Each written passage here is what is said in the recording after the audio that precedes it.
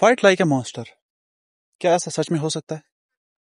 और अगर मैं हाँ कहूँ तो जी बिल्कुल हो सकता है।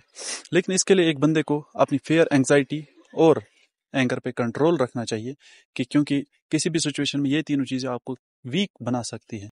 एक फाइट में एक बंदे को क्या चाहिए? एक स्टेमिना और पावर और राइट डिसीजंस। अगर एक बंदा सही टाइम पे सही डिसीजन ले सकता है और अपनी सही पे पावर इस्तेमाल कर सकता है, स्टेमिना उसका ख़त्म ना हो, तो सोचो वो मॉन्स्टर टाइप की फाइट कर सकता है। वो इस लेवल पे जा सकता है कि खुद को पुश कर सकता है इस लेवल पे कि वो लाइक ए मॉन्स्टर फाइट कर पाए। रेगुलर एक्सरसाइज करो, पुशअप्स करो, स्क्वाट्स करो, सिटअप्स करो, जिससे आप थोड़ा बहुत मसल गेन होगा। और अगर जिम में भी जाते हो तो वो भी ठीक है, जिम में जाओ, मसल गेन करो। लेकिन फाइट में ज्यादा जिम यूज नहीं आता है, बस इसमें पावर, स्टेमिना और सही डिसीजन यूज आता है। कोई भी फाइट होती है तो उस फाइट में आपका असली वेपन कौन होता है? आपका असली वेपन जो होता है वो आपकी बॉडी होती है। आप अपनी बॉडी को वेपन की तरह यूज कैसे कर सकते हैं? देखिए, फॉर एग्जाम्पल आपकी फाइट हुई है, आपके पास कोई भी ऑब्जेक्ट नहीं है जिसको आप उठा सकते हैं, मार सकते हैं, कोई भी वेपन नहीं है, तो आपको अपनी बॉडी को वेपन बनाना चाहिए। कैसे? आपकी नीज जो है, एल्बोज जो है, वो वेपन का काम करती है, क्योंकि जब ये कहीं पे भी लगती है, फॉर एग्जाम्पल किसी स्टोमक में आपकी नी लगी तो वो बंदा उठ नहीं सकता, क्योंकि उसका स्टोमक बैठ जाएगा वहीं पे। वो अपना पेट पकड़ के भाई बैठ जाएगा, वो उठ नहीं पाएगा, क्योंकि आपकी नी वहां पे लगी। क्योंकि ये नी कुछ ज्यादा ही फोर्स में आती है तो पावर में लग जाती है नी। तो अगर आप ऐसे ही अपने आप को वेपन्स बनाएं, देखिए आपका फिस्ट जो है ये भी एक वेपन है।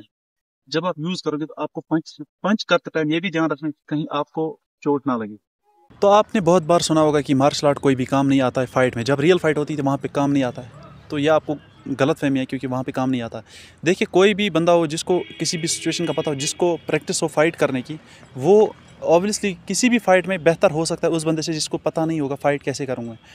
देखिए, आपको कोई भी किक मारेगा या कुछ बोलेगा यार ये तो मार्शल आर्ट करता है, ये करता है, वो करता है, जब तक ये किक मारेगा तब तक तो इसको कोई पेल के चला जाएगा। यार ऐसा नहीं होता है। देखिए, हर किसी चीज़ की टाइमिंग है। देखिए, कोई भी यहाँ से वहाँ से बंदा आ रहा है, आपको दौड़ते दौड़ते यार वो आपको मारेगा। जैसे ही वो मारना चाहेगा आप किक मारोगे यहाँ से, तो ये तो ज़रूरी नहीं कि वो इसी किक का शिकार हो जाए। यार आप उसको किक मारोगे डायरेक्ट लग जाए। यार हर किक की टाइमिंग है। देखिए, कोई भी किक है, जैसे मैं 360 किक मारूंगा, कोई बंदा आएगा, आप 360 किक मारोगे, यार वो ऑब्वियसली यार उसको ब्लॉक ही करेगा ना, यहाँ उससे डॉज करेगा, आपको वहाँ से वापस मारेगा। तो किक राइट टाइम पे यूज़ करनी चाहिए, जब बंदे का ध्यान इस पे ना हो कि किक मार रहा है कोई। तो फाइट वार्निंग से पहले शुरू करते हैं, किक मारने से पहले वार्निंग नहीं देते हैं यार। तो अब आगे देखिए अब हम कभी भी फाइट में यूज़ करते हैं पंच। पंच आप कैसे यूज़ करते हो? या आप साइड से पंच मारते हो। देखिए, इस साइड से आप पंच मारोगे, साइड से पंच मारने का एक ही नतीजा होता है यार, या तो आपका हाथ ब्लॉक हो जाएगा या आपका पंच उस तक पहुंचेगा ही नहीं। अगर आपका पंच डॉज हो गया तो आप नीचे झुकोगे थोड़ा, जिससे उसको किक मारने का टाइम आएगा।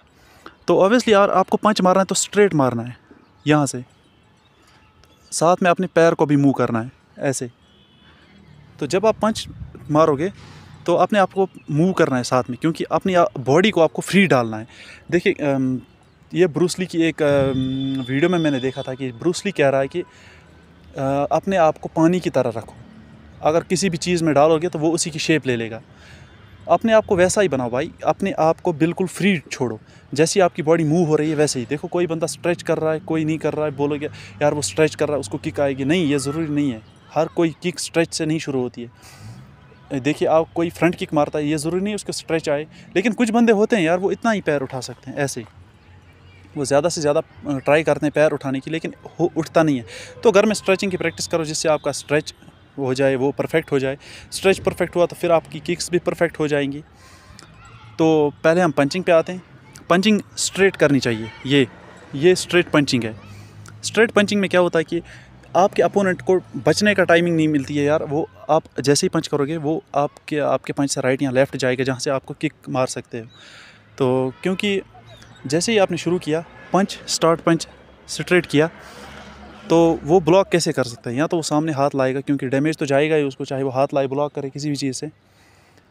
तो नेक्स्ट ओपोनेंट आपको किक मारने की ट्राई करेगी तो आप उसी से ब्लॉक कर सकते हैं, दोबारा से मार सकते हैं।